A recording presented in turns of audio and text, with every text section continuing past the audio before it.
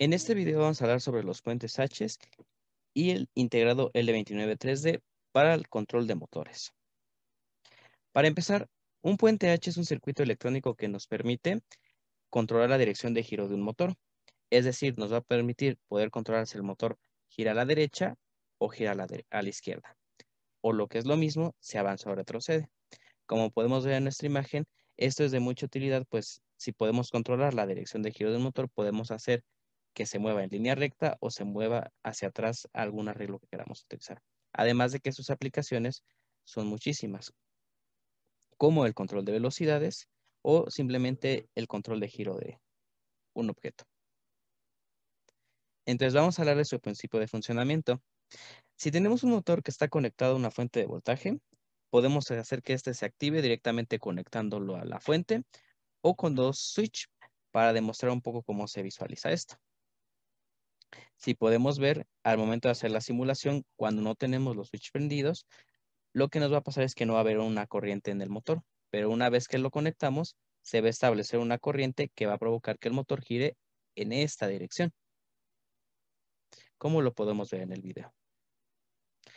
Entonces, ¿cómo podemos imaginarnos esto? Si nos imaginamos la corriente como si fuera un líquido, podemos pensar que la corriente va avanzando en esta dirección, pasa por el switch, sigue avanzando y al momento de llegar al motor empieza a girar sus aspas. Es decir, provoca que las aspas se muevan en esta dirección.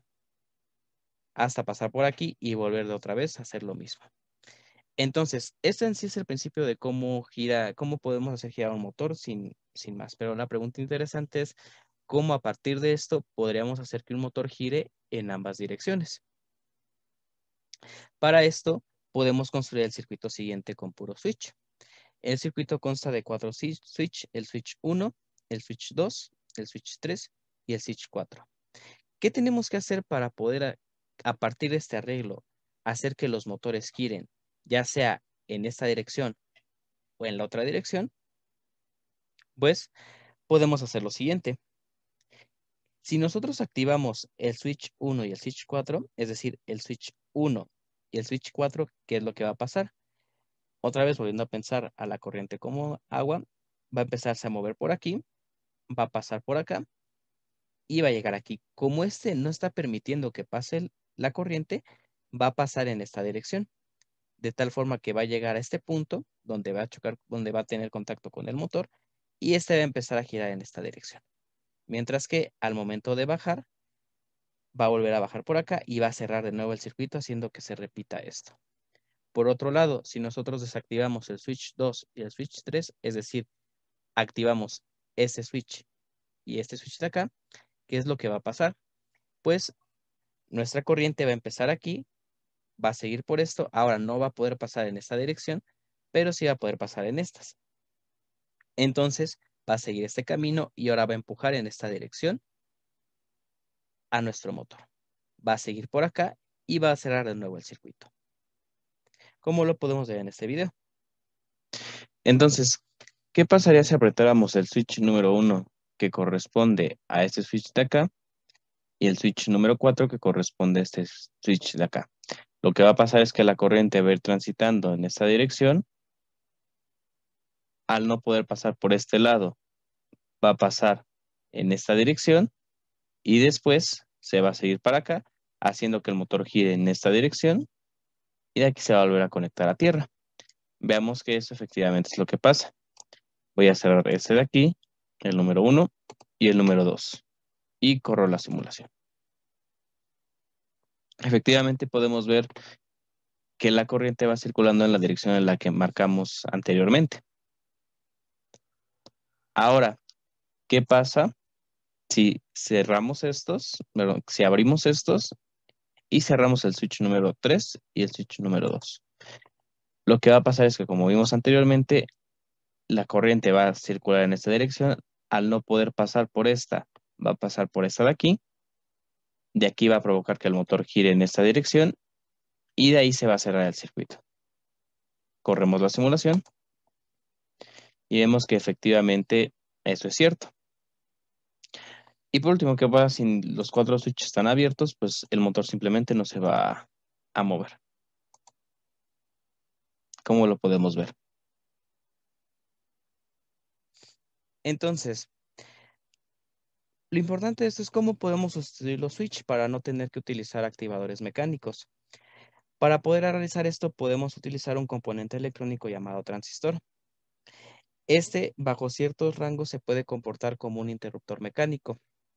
En este caso, para la simulación, vamos a emplear el transistor 2N2222, el cual se compone de el pin emisor, que corresponde a la patita número 1, que está aquí, la base, que corresponde a la patita número 2, y el pin colector, que corresponde a la patita número 3.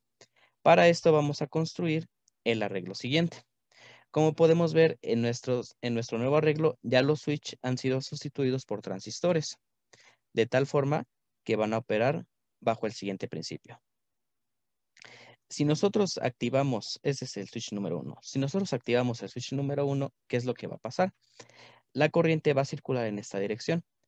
Al momento de que yo activo el switch número 1, voy a enviar voltaje a las bases del transistor número 2 y del transistor, si sigo la línea de corriente, número 3. Es decir, voy a energetizar las bases de estas y a partir de esto voy a permitir que haya un intercambio de corriente entre el emisor y el colector. Es decir, sería como si yo activara el switch que correspondería al número 3 y al número 2. Entonces, siguiendo la dirección de la corriente, voy a llegar acá. Como de este lado no pueden pasar debido a que este está desactivado, ¿qué es lo que va a pasar? Se va a ir en esta dirección, va a bajar para acá y va a provocar que el motor se mueva en una dirección hasta llegar a tierra. Ahora, por otro lado, si nosotros activamos el segundo interruptor, ¿qué es lo que va a pasar? Lo que va a pasar es que, en este caso, las bases del transistor que se van a energetizar van a ser la correspondiente al transistor número 1 y al transistor número 3. Es decir, va a permitir que haya una corriente entre el emisor y el colector, de tal forma que se comporten como si esos switches estuvieran cerrados. Entonces, la corriente va a pasar por aquí, va a recorrer el transistor, va a recorrer el motor y va a cerrar en tierra y se va a repetir el ciclo. ¿Cómo lo podemos ver en la simulación? Al principio, cuando corremos la simulación, podemos ver que como no hay ninguna corriente pasando a través de los dos interruptores, ya sea por el interruptor 1 o por el interruptor 2, el motor simplemente no gira. Pero ¿qué va a pasar al momento de que yo active el interruptor 1? Cuando yo active el interruptor 1, lo que va a pasar es que este va a enviar una corriente a la base del transistor 2 y al mismo tiempo va a enviar una corriente a la base del transistor 3. Es decir, al momento de que se envíe la corriente a la base, lo que va a permitir es que haya el que pueda haber una corriente entre el emisor y el colector. Es decir, va a funcionar como si yo estuviera conectando los dos switches del transistor 2 y del transistor 3. De tal forma que al momento de pasar la corriente, como ya vimos previamente, va a seguir por este camino, va a bajar por aquí, pasará por el transistor 3, irá al motor, hará que se mueva en esta dirección y de ahí irá al transistor 2 y volverá a tierra. Veamos que eso sí es cierto. Como podemos ver, efectivamente está pasando eso. La corriente pasa por aquí, llega al transistor 3, se va por acá, por el motor y de nuevo a tierra. Ahora, ¿qué va a pasar cuando yo active el segundo switch? Al momento de que yo active el segundo switch, a donde voy a enviar un voltaje va a ser a la base del transistor 1 y a la base del transistor 4. ¿Esto qué va a provocar? Que pueda haber un paso de corriente entre el emisor y el colector del transistor 1 y el emisor y el colector del transistor 4. Es decir, a partir de eso va a poder circular la corriente en esa dirección. Entonces, ¿qué va a pasar? La corriente va a seguir por esta dirección, va a bajar acá, de aquí va a pasar en esta dirección, pues porque de este lado no puede pasar, va a pasar por el transistor 1, va a pasar por el motor y va a hacer que el motor se gire en esta dirección. Va a llegar al transistor 4 y de ahí se va a regresar a tierra. Vemos que efectivamente eso es lo que pasa.